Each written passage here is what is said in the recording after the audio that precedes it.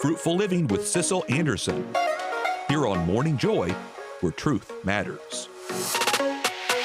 Welcome back to Morning Joy, where truth matters. I'm your host, Keith Downey, and we're about to talk about pilgrimages. And necessarily, they don't have to break the bank. We're talking all about that with Sissel Anderson on Fruitful Living. Good morning, Sissel. Good morning, Keith. How are you doing? I am doing better now that I'm getting my ego out of the way. Oh, okay. Perfect. Yeah. Me too. I was listening. I was like, man, got some work to do over here. Yes. But you know what a great way to do that What's is, that? Keith? Go on a pilgrimage. Oh, well, that's perfect segue. I am the right master of making vague connections. So yeah, today I wanted to talk about pilgrimages, and you mentioned about them not breaking the bank. Well, we got to start with first and foremost, what is a Catholic pilgrimage? Are you asking me? Because my thought is that you have to go to maybe the Holy Land or maybe Rome, places like that. You know what? That would count as a pilgrimage for sure. And that would be like the ultimate pilgrimage, honestly, because you get to walk where Jesus was. And yeah, it'd be amazing. However, I think the most simply put, like, way you could say what a pilgrimage is that it's a spiritual journey. And I've looked up a lot of different definitions, but I think that one kind of sums it up the best. The idea being that you do something that breaks your routine and you are making a very specific intention and include some form of journey, and then your goal is to grow closer to God. That's kind of like the overall arching theme. So obviously, when we think about pilgrimages, we are thinking about things like going to the Holy Land, going to Lourdes, going to Fatima. By the way, I think those are all great and amazing places, but let's look at the reality. Most of us are not going to be able to do that, or if we are, it's going to be like one time in our life, and that's beautiful and amazing. Please take advantage if that is the case. But you might be, the hardworking parents right now of several kids, and that is just not on the agenda right now. Like trying to get everyone, flying over to Europe or flying over to wherever it is that you're trying to go. It's hard to even consider, and you're thinking, pilgrimages aren't even on the plate for me. But I'm gonna make the case that they absolutely are, in just a slightly different way.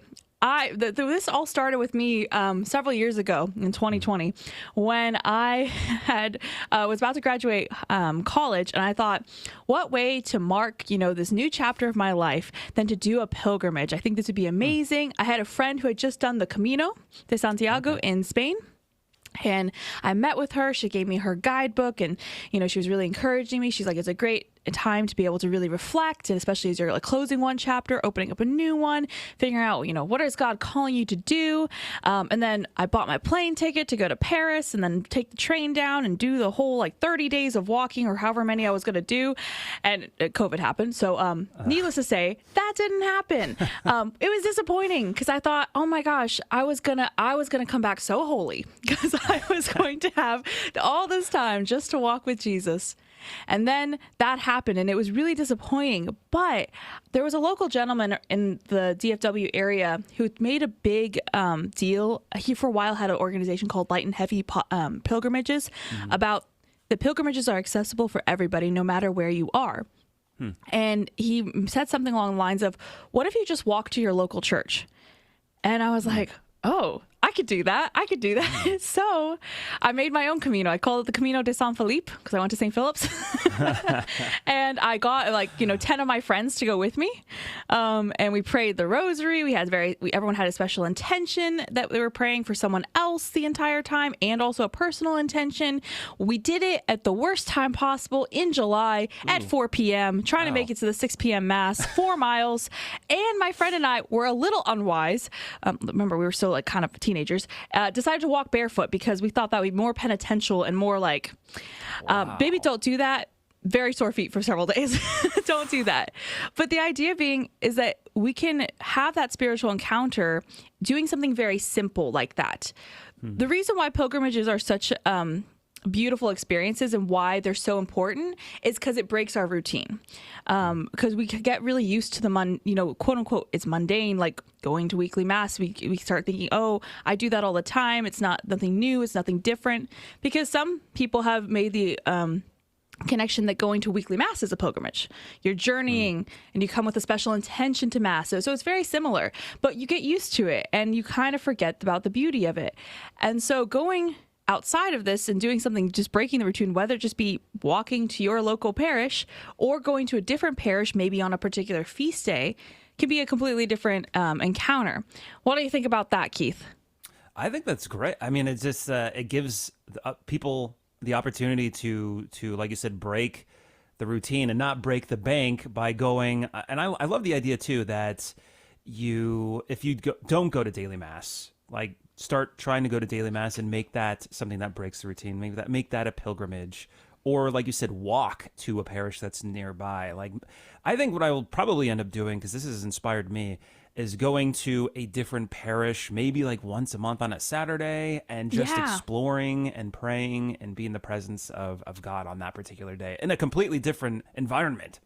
For sure. And, there's a lot of, you can look up in your local area too, what parishes have maybe something special about them. Like here in DFW, our Dallas Cathedral just became a national shrine. So that's a really big deal. So you can, even if you've gone to the cathedral before, now you can go with a different intention.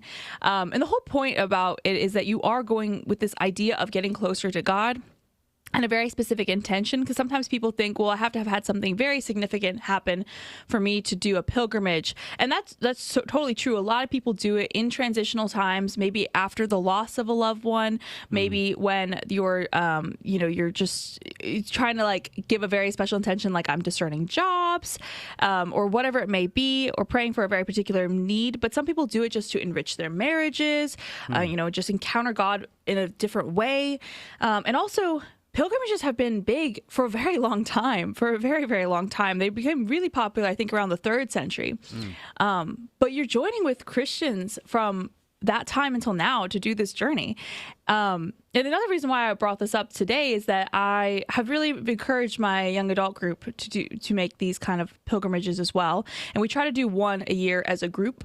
And we just this last Saturday, because it's the month of the Sacred Heart, we went out to one of the parishes locally that is called Sacred Heart. And we were able to go, and we went to a couple other churches as well, and had some private prayer time. We were able to go to confession and mass, and just do a lot of quiet reflection, and also holding certain intentions for ourselves and for others. And it was a really beautiful experience, and I think everyone really enjoyed it. And it was something that, it just took you a Saturday just to kind of be intentional and say, okay, I'm going to take this Saturday and I'm going to do something a little bit different. It does take some planning, but it doesn't have to take a lot of money. Yeah, and I also like the idea of inviting people or friends with you, because it's great to go by yourself. It's kind of like a personal pilgrimage, but if you're inviting people, you're kind of maybe not commiserating, but it's when you're doing anything like an adventure. I'd call this an adventure, which I'm all for. That actually gets me pumped, like going on an adventure. You kind of become even deeper friends, I guess you would say. Would you agree? Oh, absolutely. Because there are things that are going to happen like on that pilgrimage. The best thing is that, it's almost kind of beautiful when things go wrong, because it just makes it a more deep journey when you're like, okay, this is not going perfectly well. Things are maybe a little bit difficult at times, like when you're walking and it starts raining or something, and you're like, well, this isn't exactly what I was hoping for. But it's really, really beautiful, and it does bond people together. And it's so cool to see other people also having this spiritual experience with you, and it's kind of encouraging. You have a buddy with you. Obviously, there is a very personal and private part of it, but then being able to, like when you go on the Camino and when you go with all these big pilgrimage groups, you're going to be with other people. So it's fun. Make it a whole adventure. I love what you talk about going on an adventure. I like to grab my adventure hat and walk out the door and just see what happens. And also doing a walking pilgrimage like this in our area is like whatever your area is really great, because it's also a very good public witness, especially if you're praying a rosary or you're just walking. They're like, why are all these people walking? Kind of dressed up a little bit nicer maybe for mass. Like, what is happening here? And it's a good way to witness as well, and something that is quite different from what the the average person would know. Yeah, and I can kind of consider myself to be in a younger group where, I don't come across too many challenges, I guess, in my life. And so maybe going on this journey, or just maybe it's a simple walk, it's different. Kind of like you said, breaking the routine. But even if there's going to be issues, if maybe like, oh no, I have a cramp. Well, that's something that I would never have happened if I went on this journey. And it's something that I have to overcome by the grace of God. And so it's just, that whole idea of an adventure, because we don't go on adventures really. Like we're so connected to the internet, and it's just interesting. And very connected to comfort as well. So it's good to break the routine and make something very intentional. And even if you just do it for your regular Sunday obligation, and you do something like walking or going to a different parish, it makes you really have to stop and consider the mystery that you're about to experience. And you will not prepare for Mass better than if you just spent the last 2 hours walking to it. I can guarantee it. I've done it a few times at my parish now, and it's always been quite the adventure every single time on what's happened. I have gotten rained on. I've had to run and seek hide under things, and it's quite a lot of fun. Yeah, I guess it would be helpful to plan accordingly, especially if you're doing in the summertime. Make sure you have enough water. Yes. And also probably don't go barefoot. Learn from me. Don't make silly mistakes. Don't think this is going to make me holier. It's not. You're just, because all the holiness was gone every single time I complained. So don't do that. One other thing that I thought of, if maybe someone's like homebound, and obviously this might not be for everybody, but they have, the virtual reality headsets. Well, now there's videos that you can watch of someone touring a lot of these places like the Holy Land, so you can almost feel like you're there in a certain way. Just don't spend too much time on it, because you might get dizzy. Yes. It gets very, it's virtual reality. That's a great idea. Or just put the video up on YouTube and something like that, and really make it intentional time of like prayer. Yes. So challenge in the next year, try to plan a little baby pilgrimage somewhere locally in your diocese. That is a great challenge. I'm going to attempt to do that myself.